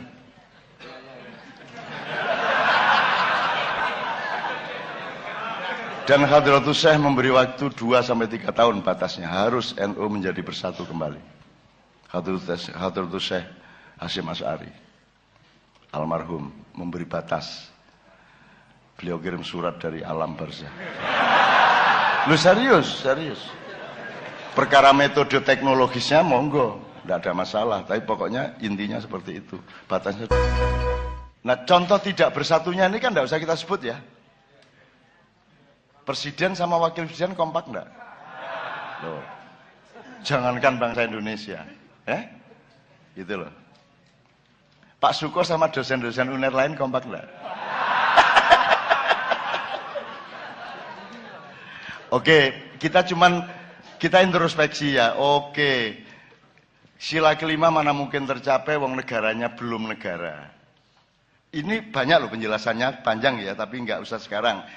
Tapi bagaimana kok dituntut menjadi negara bener, wong bersatu aja belum? Bagaimana mau bersatu, wong beradab aja belum?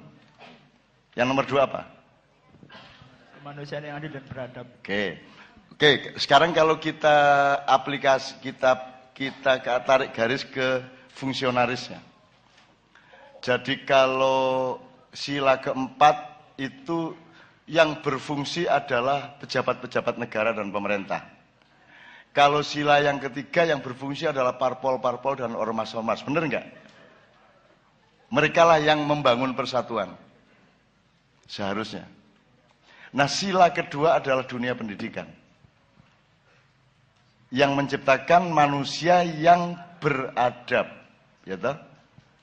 Makanya di Padang Bulan ada workshop atau ekstrakurikuler sebulan sekali untuk seluruh siswa SMK namanya Takdib Padang Bulan. Takdib itu proses pemberadaban. Dengan kurikulum tersendiri khusus yang kita bikin. Gitu. Ini Ma'iyah ini menurut saya sangat beradab. Tidak ada yang bertengkar, mau mendengarkan satu sama lain. Tidak kaget oleh orang kayak apapun yang di panggung, betul toh? Ngomong apa kok terima dan Anda tetap memilih toh, enggak terus nganut toh. Pak Muzamil, apakah orang Islam itu hanya boleh mendengarkan Quran tok dan yang baik-baik tok terus tidak boleh mendengarkan yang lain-lain? Oh tidak, yang namanya telinga itu netral universal, apa saja harus didengarkan. Menurut Quran sekarang. Ya, menurut Quran surat Az-Zumar. Az-Zumar ayat 18. Ya jok nemen-nemen olehmu kagum iku wis tak kandhani ndek mburi mang ngono iku ya. Jok nemen-nemen.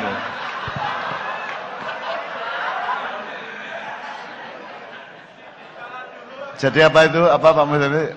Alladzina yastami'unal qaul ya. Fabashshir ibadil ladzina yastami'unal qaula fayattabi'una ahsana. Oke, betul. Tepuk tangan, tepuk tangan. Dek, ngono lho dadi wong Madura iki kaya iki lho ya. Ngono lho, apa ayat? Kon aja muring-muring tok ae kon. Ya.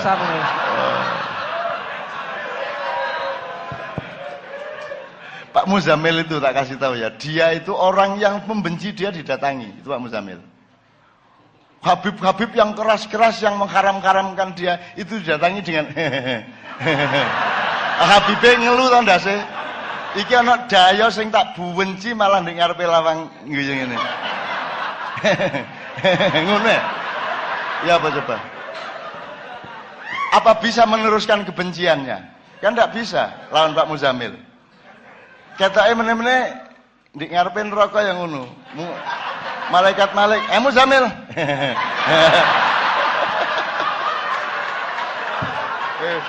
Akhirnya batal mlebu neraka akhirnya.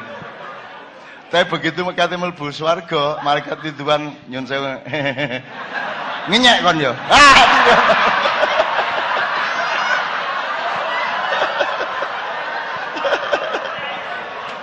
Oke.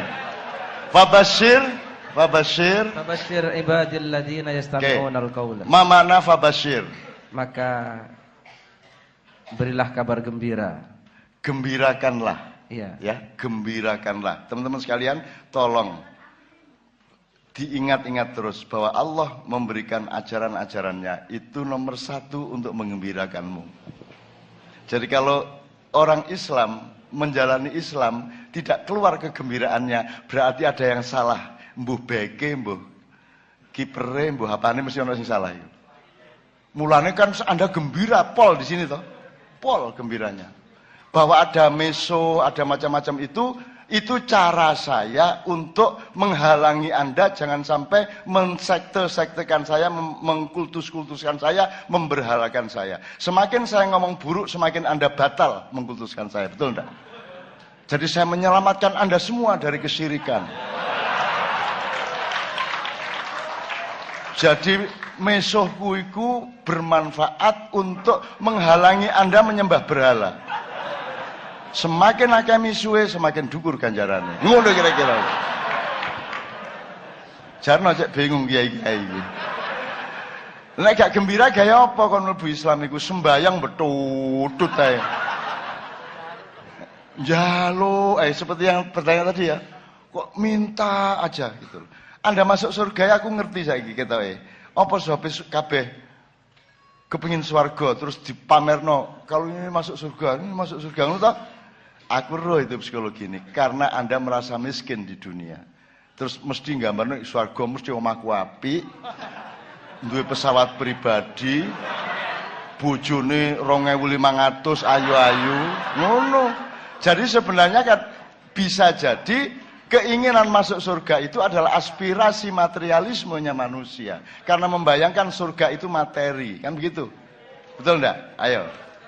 Mulane aku kan tidak menganjurkan Anda masuk surga. Yang saya anjurkan adalah ridhoilah semua ketentuan Allah. Insya Allah engkau akan mendapat ridho Allah dan otomatis dilebokno swarga. Jadi bukan goalnya adalah surga, goalnya adalah ridho Allah. Efeknya surga, ngono cara berpikirnya, ngono rek ya. Oke, sekarang kembalikan ke negara lagi. Karena negaranya belum benar, jangan disalahkan juga wong dasare persatuane guru ngono. Ya apa oleh bersatu? Wong pendidikannya gak beres sampai saiki. Pendidikannya sampai hari ini gak beres. Ini juga bab khusus yang luar biasa luasnya. Ya, soal pendidikan ini, soal apa namanya kurikulum 2013 sama kurikulum 2000 berapa? 6 dan seterusnya.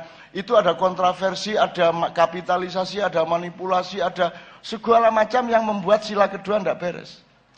Tapi Anda juga jangan menuntut pendidikan beres, wong tauhid kabeh cek gurung beres. Ketuhanannya Maha Esanya belum beres. Makanya ada puisi keuangan yang Maha Esa.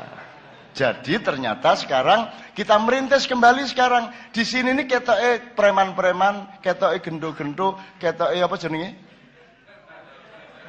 Gali-gali, bambung-bambung. Tapi saya menemukan kalau Anda bukan orang yang benar-benar bertauhid, Anda tidak akan tahan di sini berjam-jam. Anda sangat bertauhid.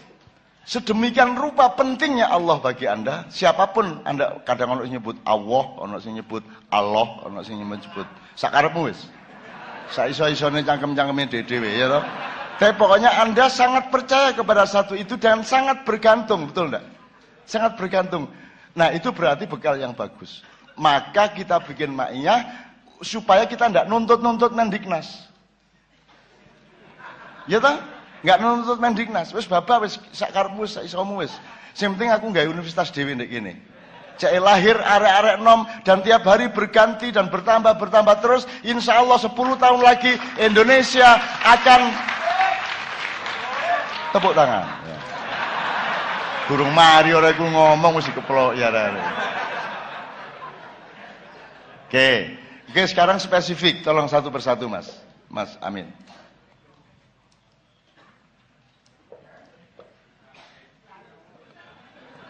Terus kadung di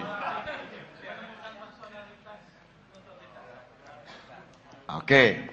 Sekarang personalitas, identitas sudah dijelaskan sama Sabrang toh? Personalitas adalah yang Allah ciptakan. Identitas adalah pengolahan Anda terhadap ciptaan itu. Penelitian Anda kepada diri sendiri, oh saya cenderung suka IT, saya cenderung bakatnya itu karapan sapi, saya cenderungnya ngojek. Kan tiap orang menemukan dirinya sendiri-sendiri. Kan gitu. Ya, bukan soal eksistensi. Eksistensi itu kan apa namanya? Efek. Popularitas itu efek, enggak usah diurus. Citra itu enggak usah diurus. Kalau bisa dihilangkan kata citra. Pencitraan itu jangan dilakukan. Jaim. Enggak usah. Pencitraan itu kan pemalsuan, ibarat bibir dibengesi. Wis jelas bibire dibengesi sing dipercaya bengese lak ngono sih. Wis saking gobloke wong. Wong nek dibengesi mesti lambene rada ireng. Dadi nek ana wong kene kandel itu petunjuk dan informasi yang sangat jelas bahwa lambene gak koyok bengese lak ngono. Ah gitu ya. Jadi jangan pakai maksudnya identitas adalah akhlakmu bagaimana, prestasimu bagaimana, output dari kelakuanmu bagaimana. Jadi kalau akhlak itu adalah output dari hati nuranimu, kalau prestasi adalah output dari akal sehatmu yang terus mencari sesuatu yang baru. Nah, saiki Anda setelah Anda paham bedanya personalitas sama identitas, hilangkan dua kata itu. Sekarang konsentrasi untuk terus berpikir, mencari sesuatu yang baik, yang kreatif, lebih maju lagi, lebih maju lagi. Ngono ya, Dik ya. Pertanyaannya tadi kan gitu kan? Apa? Gimana? Kan kita kehilangan personalitas dan Kehilangan? Ini kan judulnya hilangnya personalitas. Maksudnya kita kehilangan jati diri. Intinya kehilangan jati diri dan gegap identitas. Jelas mengenai didik ya. Ini. Itu kata jati diri itu kan sekarang gantinya identitas tuh. Aku salah meneh. Ya aku hasil sila kedua sing kurikulumnya gak beres. Diri sejati terus disebut jati diri. Berarti personalitas, bukan identitas. Yang sejati itu yang dari Tuhan. Jadi misalnya kayu itu personalitas, tapi kursi identitas. Padi personalitas, sego. Nah, sekarang yang penting bagaimana kamu memproduksi nasi. Itu terus di bidangnya masing-masing. Kalau kamu orang IT ya bikin program baru kan gitu kan, apalagi Google mau pasang balon di sini segala macam wis kono wis diapakno kono. Kalau perlu nanti Google lagunya dirubah, balonku ada 5. Gitu ya. Jadi identitas itu adalah ijtihad Anda, upaya Anda, kreativitas Anda untuk mewujudkan sesuatu yang baru sebagai khalifah.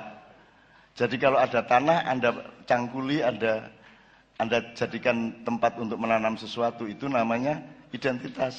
Maka Anda disebut petani. Bukan kata petaninya yang penting, tetapi produksi pertanian Anda yang penting. Makanya dokter itu tidak penting, karena yang penting adalah produksi sosialnya apa. Lah sekarang yang penting itu kan dokter profesornya. Sehingga jari Cak Fuad Nabengi, mantui loh, disebut profesor dokter.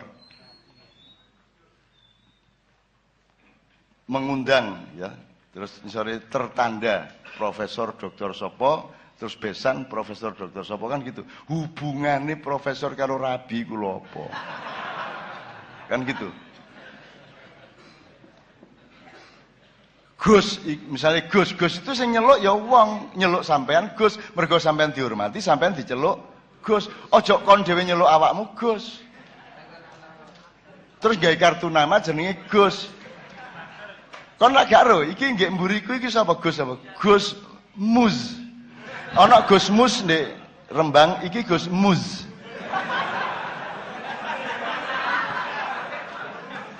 Jadi mulai malam ini panggil beliau Gus Muz. Halo Gus Muz.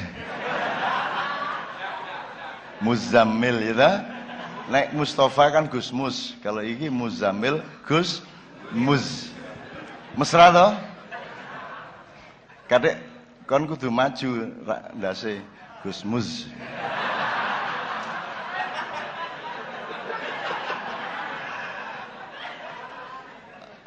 Oke, ngono ya Dik ya. Sabrang dulu bilang bahwa manusia sudah berjanji sama Allah. Ada ayatnya ya Pak Muzamil. Berjanji bahwa mengakui Allah dan akan berjuang di dunia untuk kembali ketemu Allah. Itu di Quran. Maka, tapi begitu lahir kamu dibikin lupa, kamu dibikin blank. Maka ibumu mulai memperkenalkan Tuhanmu supaya kamu kenal dirimu. Pokoknya kenal diri, kenal Tuhan itu dialektika. Barang siapa mengenal dirinya, mengenal Tuhannya. Nah, berarti barang siapa mengenal Tuhannya, mengenal dirinya, kan gitu. Kalau dibalik. Man ro'a nafsahu, faqad arafa rabbahu. Faman arafa rabbahu, faqad arafa nafsuhu, kan begitu. Jadi sekarang untuk menemukan dirimu, kamu harus banyak-banyak memahami Allahmu. Meskipun tidak akan pernah paham beneran, tapi pokoknya ngerabak-ngerabak gejala-gejalanya dan tajali-tajalinya. Gitu ya, Dik. Ya, oke. Berikutnya, Mas Amin. Ini saya klasifikasikan mengenai yang pola pikir.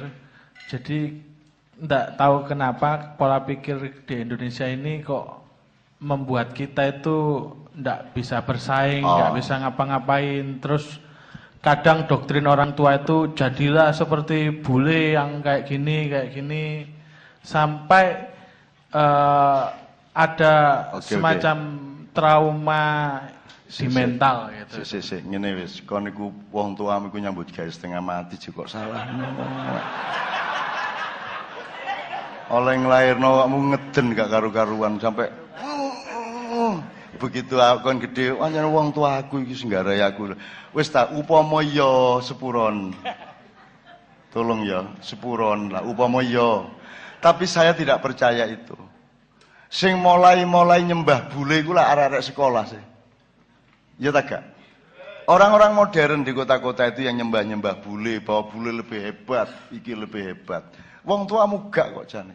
Nek prasaku lho. Iku mek tas-tas saya kok bule jadi. Dan nomor 2, kamu pikir kita berpikir bule lebih hebat ya salahmu dewe. Jari sopo? Nggak bisa bersaing jari sopo, kita nggak bisa bersaing. Kon tahu pernah mengalami apa sih kamu bilang kita tidak bisa bersaing? Tanya sama Jamal, tenaga kerja nomor 1 yang paling mahal di Amerika, di Korea itu orang Indonesia. Paling mahal. Nomor 2 baru Vietnam. Nomor 3 baru Filipina sak piturute. Bangladesh, Sri Lanka, tapi nomor 1 Indonesia. Yo kendel, yo pinter, iso ngerjakno sing dhek gak tau ngerjakno lak wis ah. Lho lak wis ah. Ya nek bule sinau apa ngerjakno apa. Nek wong Indonesia iki sinau iku ngerjakno iko, iso. Tanya yang kerja di pabrik. Yang dikerja di pabrik bagian A. Mergo si bagian B gak iso dhek gelem kok ngewangi B. Makanya tenaga kerja Indonesia sangat disukai karena gak ngucek, gak nemen-nemen oleh kapitalis. Jadi mereka mau belajar. Dan belum lagi yang tingkat penemu-penemu. Anda tahu Ricky Elson, Anda tahu yang bikin 4G, LTE, kabeh arek kene. Kemarin Silok itu premannya Busan datang ke tempat saya. Mengatakan jare sapa Samsung gaenane Korea, aku sing nyambut gawe arek kene kabeh. Jawa Timur, Jawa Tengah sama Lombok. Kita yang bikin.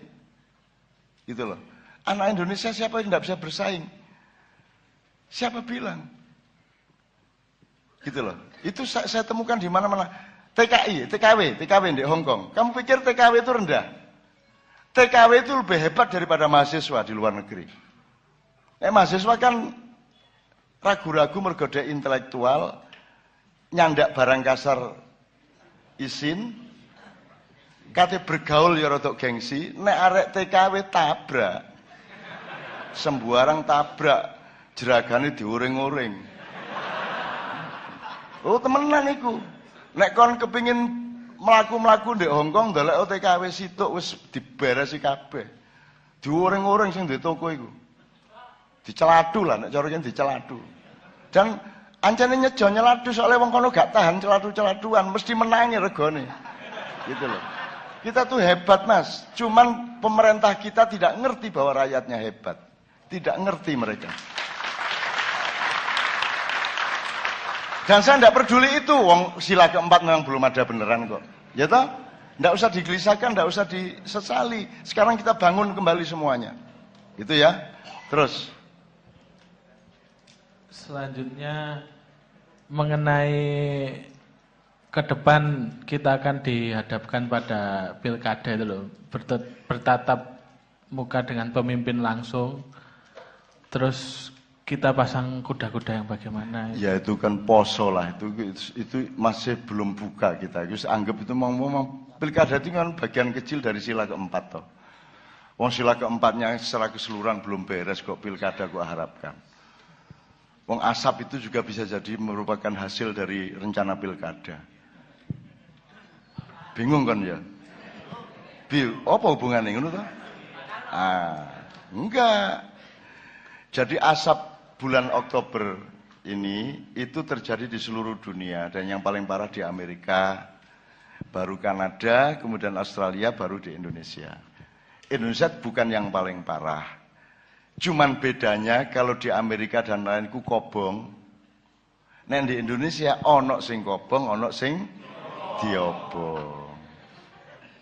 Nah, apa kok diobong? Siji, ada sejumlah perusahaan atau korporasi yang menghemat tenaga dan shortcut untuk bisa segera tanam tanpa peduli kepada lingkungan hidup dan apapun yang lainnya. Nomor dua, karena semakin banyak asap akan mempojokkan pemerintah pusat untuk menyatakan ini adalah bencana nasional. Kalau ini bencana nasional berarti akan ada uang yang dicairkan dari APBN untuk diberikan kepada daerah yang bersangkutan. Dan siapakah yang akan menerima uang-uang itu? Ialah komunitas orang-orang yang ikut pilkada. Kan gitu, Rek? Jadi salah satu tujuan hutan dibakar itu supaya uang dari Jakarta turun sehingga bisa diroyok untuk biaya pilkada. Itu salah satu kemungkinan dari beberapa. Yang keempat adalah ini tahap kesekian dari adu domba. Ada apapun Anda akan diadu domba, akan dibikin kepepet. Indonesia tidak pernah boleh beres, harus bertengkar satu sama lain. Ini kemarin tadi malam di Padang Bulan saya bacakan 12 bidang peperangan yang sedang berlangsung di dunia. Dan salah satunya adalah perang lingkungan hidup atau perang SDA, ya. Makanya nanti cari bahannya di media-media tentang yang tadi malam. Misalnya Anda benci siapapun itu hasil adu domba. Karena dulu Anda diadu domba dengan teman-teman Kristen, akhirnya berhasil sedikit tapi tidak tuntas bagaimana yang direncanakan di Ambon dan di Poso. Akhirnya ternyata nggak efektif. Islam lawan Kristen, yang efektif adalah Islam lawan Islam. Kan gitu. Nah, Anda semua ikut seneng diadu domba karena memang Anda adalah domba. Loh iya kan semua nabi kan angon wedhus. Semua angon wedhus itu sebenarnya Allah menggambarkan bahwa umat manusia itu janjane wedhus. Temen loh, sejak Nabi Nuh sampai Nabi Muhammad angon wedhus kabeh lho, Rek. Angon wedhus kabeh itu sebenarnya diem-diem Allah menginformasikan wis tarek. Iki wedhus kabeh arek iki. Semula nek kon gak sabar-sabar. Loh, ini interpretasi ringan-ringan lah ya. Yang penting diambil manfaatnya dan hikmahnya. Gitu. Jadi teman sekalian, sekali lagi soal pilkada itu yes, berbuat sebisamu, tidak mungkin kamu mencari pemimpin sejati. Apa tingkat kabupaten? Nek lurah aja iso didik. Tapi kalau tingkat kabupaten ke atas, apalagi presiden, Anda tidak akan mendapatkan pemimpin. Apalagi di luar sila kedua itu ada situasi kebudayaan di mana karena sila pertamanya tidak jalan, maka semua kebanyakan penduduk Indonesia adalah penyembah Lata dan Uzza. Maksudnya apa kok penyembah Lata dan Uzza? Saya mendapat keterangan dari Cak Fuad di Padang Bulan, kan ada 2 berhala, sebenarnya 3, Lata, Uzza, dan Manat. Tapi kemudian yang populer di dunia Arab adalah Lata dan Uzza. Lata adalah patung yang menggambarkan tokoh-tokoh di masa lalu yang hebat-hebat, yang orang kagum. Kemudian dipatungkan, terus didelok-delok, disawang-sawang, disembah-sembah. Jadi itu tokoh dari masa silam. Kalau Uzza, tokoh-tokoh imajinatif, tokoh-tokoh khayalan, Naruto. Siapa meneh? Sembuh sapa lah pokoknya, Spiderman, gitu. Siapapun lah. Bahkan secara tradisional kita punya Garut Koco, kita punya macam-macam. Pokoknya kalau Lata itu adalah tokoh masa silam yang dipatungkan, diberhalakan. Kalau Uzza adalah tokoh khayalan. Oke.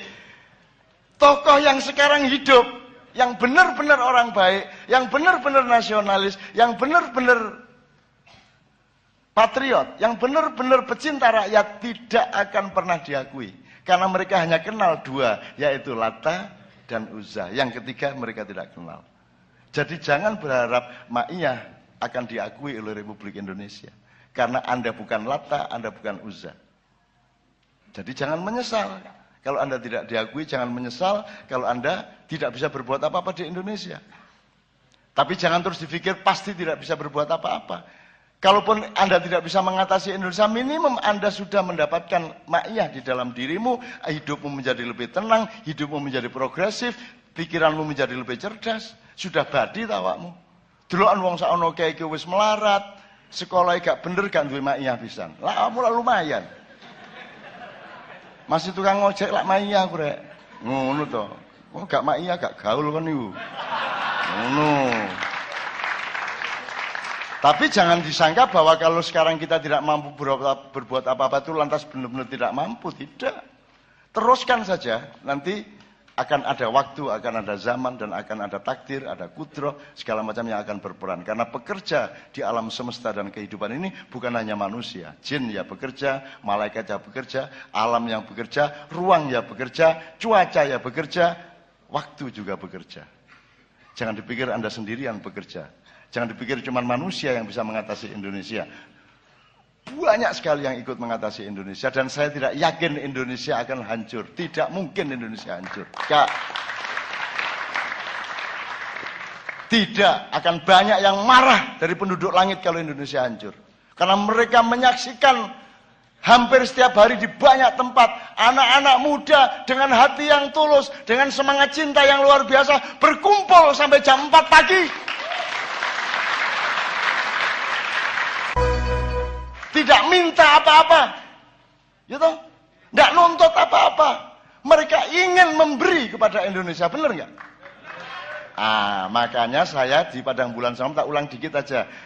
Cara berpikirnya Pak Muzamil sudah menjelaskan belum tadi? Cara berpikirnya, karena Pak Muzamil menjelaskannya sangat bagus. Sangat bagus, nanti kalau ada waktu beliau meluruskan. Kan saya... Teman-teman maknya saya bilang gini, untuk bulan Oktober ini tolong belajar dari kalimat saya di buku tahun 78, Indonesia bagian dari desa saya. Itu cara berpikir ke dalam, bukan cara berpikir keluar. Nah, desa saya bisa kamu ganti dirimu, maknya, keluargamu, dan seterusnya. Logikanya begini, tapi ini cara berpikir dalam dirimu loh. Bukan kok secara teritorial Indonesia bagian dari Ma'iyah, ya enggak. Berarti Ma'iyah ASEAN, no. Enggak, itu bukan cara berpikir fisik. Itu cara berpikir psikologis. Di dalam dirimu, Indonesia adalah bagian dari dirimu. Maka gini, kalau kamu bagian dari Indonesia, maka kamu selalu akan minta bagian kepada Indonesia. Dan kamu akan menuntut-nuntut bagian dari Indonesia. Wong yo gak oleh selama iki, ya toh? Mending kamu balik, Indonesia adalah bagian dari dirimu, sehingga nalurimu adalah ingin menyumbang, ingin bersedekah, ingin memberi terus-menerus kepada Indonesia. Ngono lho rek. Dan itulah kegembiraan Ma'iyah. Kita bergembira karena kita memberi terus. Ini apa bukan sedekah untuk Indonesia ini? Berapa tahun nih, Bang Wetan? 9 tahun Anda bersedekah kepada Indonesia. Mengisi kekosongan pendidikan yang Depdiknas tidak bisa mengisinya. Ini sedekah luar biasa dan Anda harus bergembira karena Anda bersedekah. Nah sekarang saya tanya, loh tapi kan Ma'iyah tidak bisa berbuat apa-apa untuk Indonesia. Loh kamu wajib. Kamu punya kewajiban untuk memperbaiki Indonesia. Kamu pikir nanti kamu mati terus di kuburan mungkin kita kok Indonesia kok jarno kok ngono ya apa karepmu? Ngono. Ditakoni tak gak di akhirat. Lah iya. Loh tapi apakah enggak punya nasionalisme? Jangan ngomong nasionalisme, aku cinta lebih dari nasionalisme. Aku tiap malam di semua tempat sampai pagi aku menerapkan cintaku untuk Indonesia dan aku tidak minta apa-apa kepada Indonesia. Aku njaluk apa rek? Aku njaluk apa? Aku petang puluh tahun ngene aku njaluk apa? Nek ancen aku njaluk aku endi wujud ya? Jabatan gak duwe. Omah iki yo nyicil-nyicil dhewe. Bojo ya aku sing ndolek kon gak ngekeki. Ayo, aku njaluk apa aku? Tarif gak duwe aku. Dapurane arek-arek nek dikai kotak ya paling oleh 300.000, harus sakjane kae. Gak njaluk aku ya. Di sekian tempat, puluhan tahun, saya kemana-mana, tidak pernah ada transaksi. Tidak pernah saya membayangkan bahwa, wah, kok disangoni arek-arek itu ke bang-bang wetan. Lah yang arek-arek ya dagangnya sepi ya tadi. Mungkin asat kabeh saiki ya tega. Gitu loh teman-teman sekalian. Jadi Anda harus bergembira karena Anda bersedekah, Anda gagah kepada Indonesia. Gitu loh. Suatu hari karena Anda jelas orang yang bersedekah, suatu hari Anda akan dipercaya oleh langit dan bumi, oleh rakyat dan Tuhan bahwa Anda adalah orang yang paling cocok untuk memimpin Indonesia. Ngono lho Rek. Gitu ya kira-kira masih ono terus ya. Sebenarnya sih sudah diserempet-serempet, tinggal yang pahala menjadi tujuan ibadah sama apakah benar kita manusia itu. Apakah benar kita manusia? Karena kalau menurut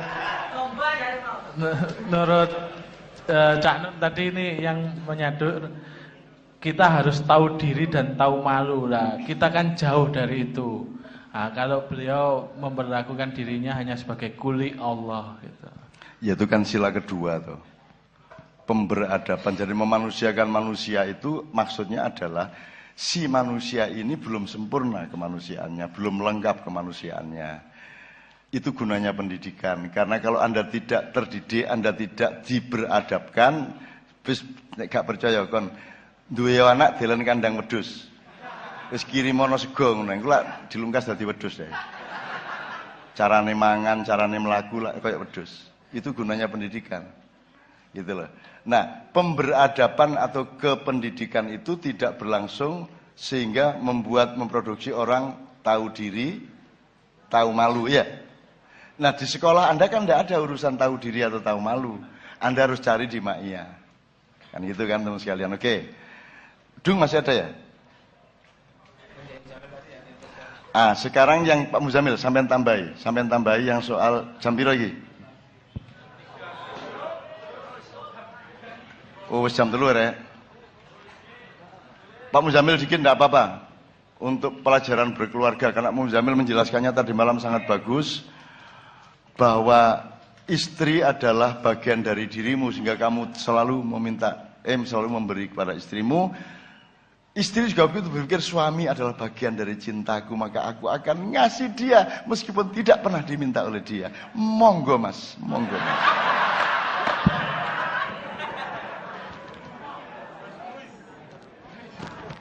Oke, tepuk tangan untuk Gus Muz.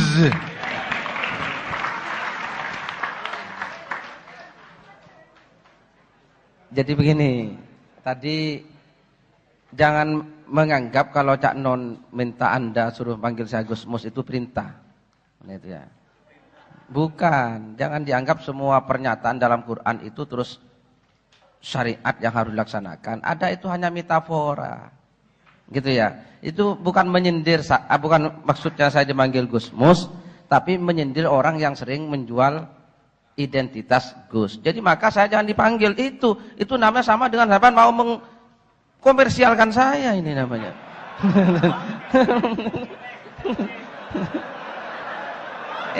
Nah ini kembali kepada tadi pernyataan di depan itu. Jadi saya dianggap aset investasi oleh Anda nanti. Oke? Nah, jadi begitu ya. Itu tidak sungguhan, jangan ya. Jangan sekali-kali memanggil saya itu. Gitu ya. Cukup ya panggil namanya saja. Saya suruh menyampaikan apa tadi? Baik, terima kasih. Jadi begini. Saya tadi menyampaikan pola pikir. Pola pikir ini dahsyat gitu ya. Seperti pernyataan Cak Non itu Indonesia bagian dari desa saya. Ini jangan hanya persoalan Indonesia, persoalan desa, tapi ini juga bisa Anda pakai dalam semua hal dalam Anda memandang dan menyikapi sesuatu. Gitu loh ya. Jadi Anda orang yang berumah tangga gitu ya. Suami yang baik gitu ya. Dan suami yang akan bahagia hidupnya gitu ya. Itu kalau suami itu menganggap istrinya bagian dari dirinya. Gitu loh ya. Dan tidak pernah meminta kepada istrinya supaya dirinya ada dalam hati istrinya. Sehingga dia itu tidak pernah menuntut disayangi oleh istrinya. Oh, istriku, aku gak ada dalam hatimu. Tidak pernah seperti itu. Gitu. Sehingga selalu mengharap kasih sayangnya istri. Sehingga apa? Efeknya apa? Efeknya efek meminta kasih sayang. Efeknya meminta perhatian. Maka akhirnya orang seperti ini tidak akan pernah bahagia hidupnya. Maka kalau ingin bahagia sebagai suami, apa? Jangan menuntut ada dalam hati istrinya. Tapi istrinya harus ada dalam hatimu. Sehingga kamu setiap hari adalah bagaimana membahagiakan istrimu. Karena istriku bagian dariku. Nah itu loh. Itu loh. Itu akan dahsyat. Dan istri juga harus seperti itu. Gitu ya. Jangan terus, Mas, tolong di SMS suaminya di kantor, Mas Suko, jangan lupa istrimu di rumah. Nah, akhirnya ini Mas Suko sedang apa ya? Jangan-jangan Mas Suko ini kemaiyahan apa kemana? Nah itu ya. Akhirnya nggak bisa tidur di rumah karena selalu gelisah menuntut kesetiaan, menuntut kasih sayang. Nah, ini karena istri salah pola pikir. Tapi jadilah istri yang menyayangi. Loh. Menyayangi. Oh, bukan matahari. Baik, oke. Yang menyayangi suaminya. Terus menyayangi. Tidak pernah berpikir bagaimana suaminya menyayangi atau tidak. Tapi Anda berpikirlah menyayangi suamimu. Dan tidak mungkin kalau Anda betul-betul sayang kepada suamimu, setia kepada suamimu, suamimu tidak akan setia, tidak akan sayang kepadamu. Dan keduanya akan bahagia. Suaminya akan bahagia, gitu ya, karena tidak pernah menuntut kasih sayang, tidak pernah menuntut apa-apa dari istrinya, dan istrinya pun juga bahagia. Jadi ini dahsyat, gitu ya, apa yang disampaikan Cak Nun itu. Jadi pagi-pagi karena tidak dibuatkan wedang, suaminya muring-muring, ngamuk. Istri macam apa kamu? Masa pagi-pagi gini gak dibuatkan apa? Ya bikin sendiri. Kalau perlu istri yang tidak mau bikinkan minuman, dibikinkan. Ini teh jahanam istriku. Lah gitu. Lah ini saya dapat dari Cak Nun tadi. Jadi kata Cak Nun punya akik yang namanya hajar jahanam. Wah, gitu ya. Maka teh panas itu bahasa Arabnya teh jahanam. Wah, dia. Jadi kalau kopi panas, kopi jahanam. Nah, gitu. Karena yang paling panas kan jahanam. Nah, gitu. Oke? Gitu ya. Jadi begitu insya Allah rumah tangga akan bahagia karena Anda tidak menjadi orang yang menuntut, saya kira. Dan ini bisa dipakai dimanapun, gitu ya, dalam segala hal. Jadi apa harus Anda lebih besar, gitu ya? Anda lebih besar dari apapun yang Anda hadapi, gitu ya. Kalau Anda lebih besar, maka Anda tidak akan pernah apa ini? Trauma kapitis pecah endasnya tidak akan pernah. Nah itu. Kenapa? Karena Anda lebih besar, gitu ya. Nah sekarang orang besar dan orang kecil itu berarti bukan dari jabatannya, gitu ya. Bukan dari jabatannya. Ada presiden yang itu kecil, gitu ya. Ada petani tapi besar, karena pola pikirnya. Loh presiden tapi yang dipikirkan adalah apa? Aku itu opo. Dari ekspor ini aku harus berapa? Dari proyek ini berapa persen?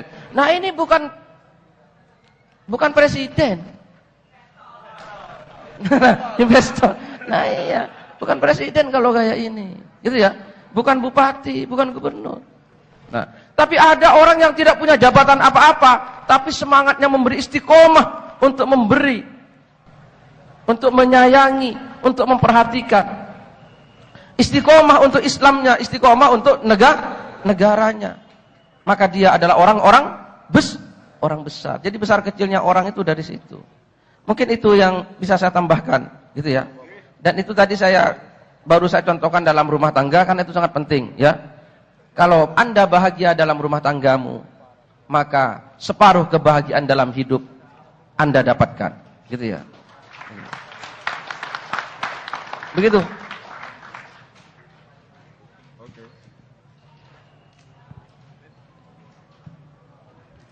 Monggo, Cak Nun.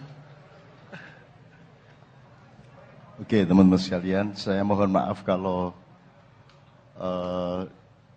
di tengah asap alam pikiran dan asap hati, asap kegalauan nasional ini, kadang-kadang kita juga ikut gugup, ikut tidak tertata, ikut kurang berirama, dan seterusnya. Tapi kembalilah kepada niat kita bersama-sama yang insya Allah suci, yang insya Allah penuh cinta, dan punya harapan yang sebesar-besarnya kepada Allah agar menuntun kita, mendidik anak-anak kita, cucu-cucu kita, sehingga suatu hari sila keempat akan benar-benar kita capai, sehingga produknya adalah sila kelima. Amin ya rabbal alamin. Sekarang kita berdiri bersama-sama.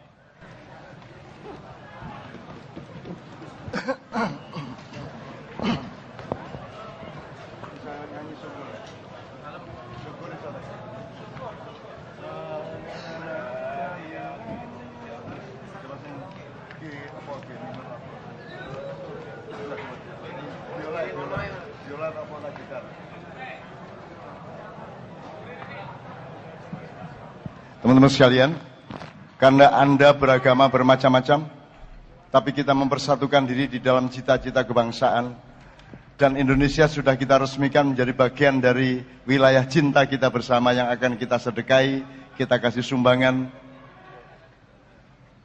supaya Allah nanti juga tidak minta bagian dari kita, tapi akan memberi bagian sebanyak-banyaknya kepada kita. Amin ya rabbal alamin. Kita nyanyikan syukur bersama-sama. Mohon jam. Syukur itu ciptaan Habib Muntahar. Sebagaimana banyak lagu-lagu ciptaan dari Surabaya Utara, yaitu Habib Assegaf yang dikenal sebagai Akadir di Surabaya. Oke, ini Habib Muntahar pernah menjadi duta besar Indonesia di Italia. Lagunya sangat kita sukai dan sangat khusyuk.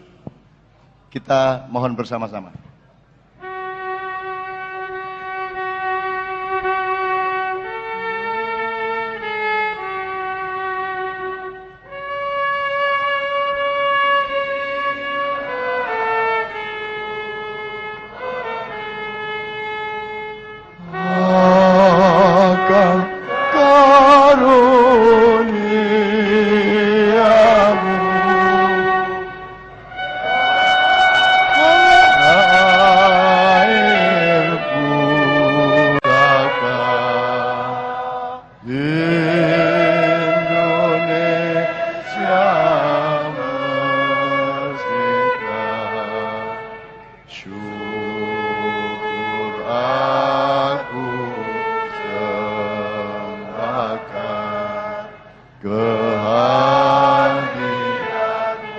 Sekali lagi, Mas. 3. Dari yakin ku teguh